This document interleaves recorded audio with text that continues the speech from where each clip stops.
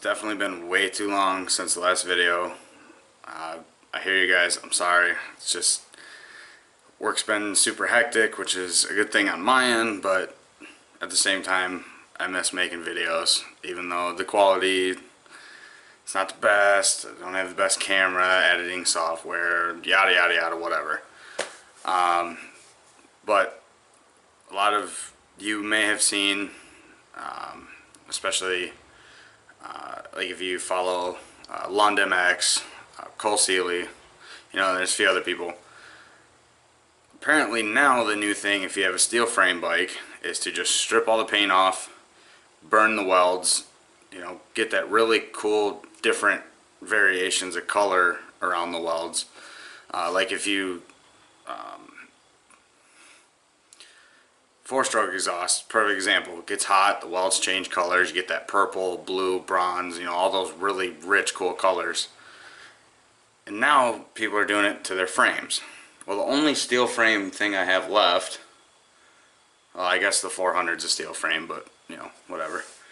The only thing I really care to tear apart right now is the 50.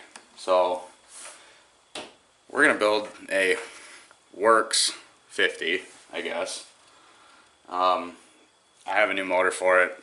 This is actually a little Chinese CRF clone. But I have an actual crf50 motor sitting on the bench with T-bolt parts, big bore kit with their V2 race head that I got from a good friend of mine that needs new valve seals. So super easy. So that has the, I'm gonna butcher the hell out of this, Takagawa manual clutch and 4-speed conversion already in it, so it's set up ready to go. So that will probably find its way into here. This thing's also gonna get some powder coated bits here and there, but I really love the look of the steel frame with the burned welds and the raw finish. So that's what we're gonna do. So as of right now, I'm just gonna strip everything down. I did a little test spot on the swing arm just because I was curious about it, and it actually turned out really good. So we're just gonna blow the rest of the bike apart.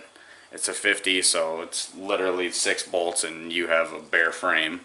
So we're gonna strip it down, and then I can sandblast the swing arm, the frame, you know, case covers, you know, things like that. Everything that's going to get powder coated, I can make a list of, you know, what's going to be what color, what's staying, you know, raw finish or burnt. Then we can go from there. But the bike itself, like I said, it's just your generic little crf50 clone. I bought it on Craigslist. Shit. Probably a year or two ago now for 200 bucks, and it ran. So I threw new plastics on it, graphics. It's got actual crf50 forks, so I could run Pro Taper's bar mount and clamp kit. I already have the Pro Taper raw finish bar, so that's pretty cool. But yeah, the carburetor sucks. Obviously it's a stock 50, so it's super slow. I did put a bigger rear shock on it, so that way, you know, me and my buddies could all ride it, and, you know, you wouldn't just be bottomed right out. So I did screw up though, because the rear spring is an 800-pound spring rate, so this thing is literally like riding a brick around. But other than that, the gas cap's broken in half, so that's why there's masking tape all over it. And it does have a FMF Power Core 4, which is funny because even with that on it, this thing's still super quiet.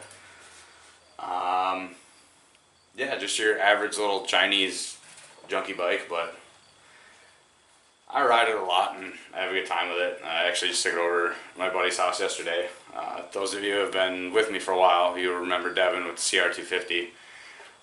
Took it over to his house and we were ripping it around his yard and stuff, and built stupid little jumps out of loading ramps and just had a ball with it. These little bikes are a blast. So I don't want to spend the money to have like a super cool 110, so I'm just going to build like the alternate bitchin' 50, and we'll see where we end up. But for right now, we're going to yank this thing apart.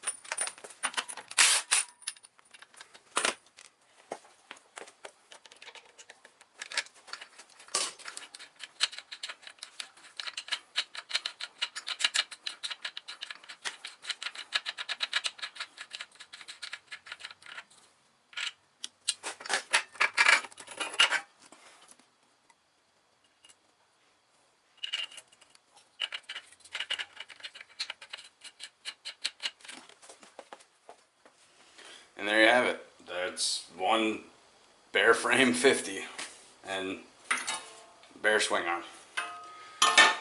So all in all, I love little bikes. They're so easy to take apart. There's literally nothing to it. You could hand your toolbox to a 4-year-old and say, here, take this apart, and they could easily do it.